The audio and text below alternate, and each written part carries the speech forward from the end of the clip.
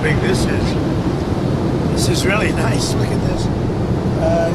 It's going to be very rough in about 10 minutes, so we'll have to go a little bit quickly. They just said very, very rough. Sir, on Iran, have they crossed your red line yet to trigger a response? No, they're starting to, it looks like, and there seem to be some people killed that aren't supposed to be killed. These are violent, if you call them leaders, I don't know if they're leaders or just they rule through violence. But we're looking at it very seriously. The military is looking at it, and we're looking at some very strong options. We'll make a determination. Which options have you been briefed on? Are you meeting with senior officials? I'm going to tell you the Are you meeting with your Am I going to really, are you asking me to say what will they do, where will we attack, when, and at what angle will we attack from? Are you considering? Who are you with? I'm with the U.S. White House TV pool. I'm wondering, are you being briefed on options? I'm with CNN, sir. Why don't you just say I'm with CNN? She says I'm with the White House pool. Yes. And I say, what? You're with CNN. You're with CNN, you're yes. with fake news. Because CNN is fake news. Go ahead, give me a question. Can I ask how you're balancing and how you're deciding your response, the balance between helping protesters versus hindering them? Because I imagine that's a delicate balance to strike. I mean, some of the protesters were killed through the stampeding. I mean, there's so many of them. And some were shot. We're getting a full report. I'm getting an hourly report, and we're going to make a determination. Sir, the son of the disposed Shah, and some military leaders are encouraging you to take action in Iran. Is that a serious option? And are you listening? People have been shot, and we're looking at it. Yeah, please. Are you going to go to Venezuela, or is Secretary Rubio going to go to Venezuela They go at some point. Are you going to We're doing well. Venezuela is really working out well. We're working along really well with the leadership, and we'll see how it all works out. Are you starting the meeting with Delcy to go? At some point I'll meet. Yeah, she's been very good. Look, she asked us, can we take 50 million barrels of oil? And I said, yes, we can. It's $4.2 billion. And it's on its way right now to the United States. When will you meet with Machado? There's something to grab here because it's going to get rough, and I don't seem to be in a very. I think you did this to me. You put me in a position where there's absolutely nothing to grab. Mr. President. So I'm looking for something to grab, and it's not going to be Caroline. Have any oil companies made commitments to you, sir? Have any oil companies made commitments to the United States after your meeting on Friday, sir? Yeah. Which have Exxon? I don't want to say. No, I didn't like Exxon's response. We have so many that want it. I'd probably be inclined to keep Exxon out. I didn't like their response. They're playing too cute. What backstops or guarantees have you told the oil companies that you're willing to provide? Guarantees that they're going to be safe, that there's going to be no problem, and there won't be. There's not going to be a problem. They had problems in the past because they didn't have Trump as a president. They had stupid people. Sir, You're saying that they would. Cuba makes a deal. what kind of deal are you looking for from Cuba? What kind of deal are you looking for from Cuba? You're going to find out pretty soon. We're talking to Cuba, and you'll find out pretty soon. And one of the things I want taken care of, and one of the groups I want taken care of, are the people that came from Cuba that were forced out or left under duress, and they're great citizens of the United States right now. You have a lot of people forced out of Cuba unfairly, so we're going to take care of, most importantly right now, we're going to take care of the people that came from Cuba that are American citizens or in our country. Are you going Do you plan to seize any oil tankers that are headed to Cuba? Well, we have a lot of oil people really interested. You saw that the other day. That was just a small group because the room in the White House, we need the ballroom, actually. We could have filled up the ballroom practically. We have so many people that want to go in for oil.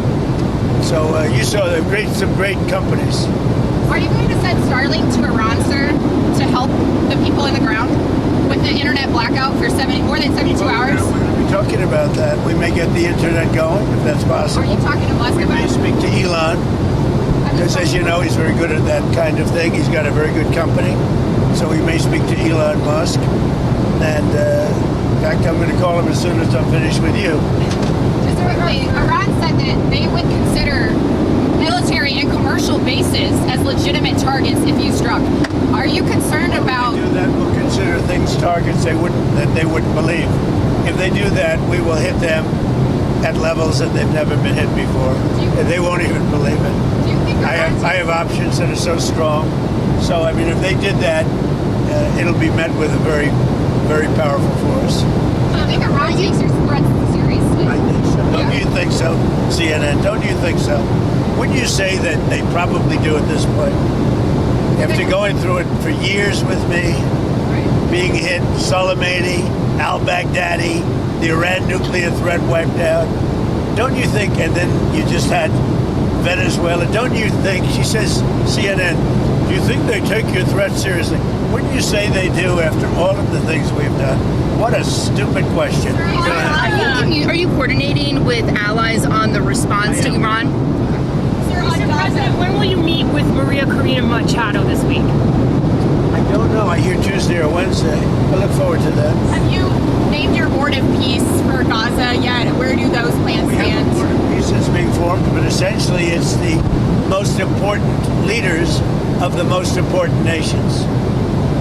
All nations, but the most important, you take the most important leaders and nations, that's who the board of peace is going to be. Everybody wants to be on it. One group taking your threat seriously is one area taking your threat. You win. The New York Post. New York Post treats me semi-fairly. So go ahead. One group taking your threats very seriously is Greenland. Are you still thinking of military action there, or is there anything they can? Where? Military. Greenland. Greenland. Is there anything they can offer you for a deal? If we don't take Greenland, Russia or China will. And I'm not letting that happen. If we don't take Greenland, Russia or China will take Greenland. And I am not going to let that happen. Is there any deal they can offer you? Either like Yeah, sure. I'd love to make a deal with them. It's easier. But one way or the other, we're going to have Greenland. Are you okay if that compromises NATO? If NATO effectively ceases to exist? I've done a great job. I'm the one that saved NATO. I'm the one that got them to pay 5% of GDP. Wait a minute. It was 2%, and they didn't pay. Now they're paying 5%. I'm the one that saved NATO. You wouldn't have NATO if I weren't president. Would you pull the U.S. out of NATO? Would you consider doing that? Well, maybe NATO would be upset if I did it. Maybe NATO would save a lot of money. But I like NATO. You know, I just wonder whether or not if we needed NATO, would they be there for us? I'm not sure they would. You know, we spend a lot of money on NATO, and I'm not sure they would. But what would you say? Now, what's happened is, as you know, Sleepy Joe Biden gave $350 billion to Ukraine and got nothing for it. I got rare earth back. I got, I think, value back far greater than that. And that's what he should have done. Now, if you look at what's going on with respect to NATO, we have a very good relationship. 5% GDP, and they pay us. We send them military equipment, and they pay us back the full cost of the equipment. The war is, we make money with the war, but I don't even want to talk about that. I want to save the lives. They're Russian and Ukrainian lives. I want to save the lives. That's the only reason I'm doing it. This is Biden's war. Should have never happened. Would have never happened if I were president. This is Biden's war. It's not Trump's war. All I can do is stop it. And I think we're making progress toward stopping it, which would be number 9.25. You know what the quarter is, right? Right? Thailand and Cambodia went at it again, but I got it stopped very quickly. I consider that 1/4 of a war. When was the last time Have you made a tangible offer to Greenland yet? Have you made an actual offer to Denmark? I haven't done that, but Greenland should make the deal because Greenland does not want to see Russia or China take over. They don't go there. It's very far away from Greenland. And Greenland, basically, their defense is 2 dog sleds. Do you know that? You know what their defense is? 2 dog sleds. In the meantime, you have Russian destroyers and submarines and China destroyers and submarines all over the place. We're not going to let that happen. In the meantime, are you going And if it affects NATO, then it affects NATO. But, you know, they need us much more than we need them. I will tell you that right now. Are you going to increase the amount of military That's bases? a war that should have never happened with Ukraine. The UK and Germany are discussing plans for a joint NATO mission to protect Arctic security in Greenland. Does that change your calculus at all? No, look, we're talking about acquiring, not leasing. not having it short term. We're talking about acquiring. Is that required And U.S. on the if we ground? don't do it, Russia or China will, and that's not going to happen when I'm president. Are you going to increase the amount of military bases on Greenland in the meantime? We have bases on Greenland. Are you Yeah, going to do more? I put a lot of soldiers there right now if I want, but you need more than that. You need ownership. You really need title, as they say in the real estate business. You're on Minneapolis. Your administration has advocated for absolute immunity for the ICE officer who shot Renee Good. How do you define absolute immunity? What does that mean? Everyone's seen it, and the woman was very violent. She's a very radical person. Very sad what happened. Her friend was very radical. Go or But drive. for the officer, absolute immunity. How would you define that? Well, I'm going to let the people define it. But immunity, you know what immunity means as well as I do. So that officer But should be back on the people force. can't be treating law enforcement that way, whether it's ICE or Border Patrol or our police and men and women. You can't do that. We have, the law enforcement in our country is doing really well, despite the fact that Sleepy Joe Biden allowed people to pour through an open border. Crime stats just came out. We have the best crime stats on record, despite all the criminals he allowed into our country. We've gotten a lot of them out. We have to respect our law enforcement. At a very minimum, that woman was very, very disrespectful to law enforcement. And you heard the same noises. You saw the same crunch that I saw. You can't do that with law enforcement, whether it's police or ICE or Border Patrol or anybody else. When it comes to ICE officials, though, Mr. President, well, just to clarify on the absolute immunity, do you believe ICE officers should have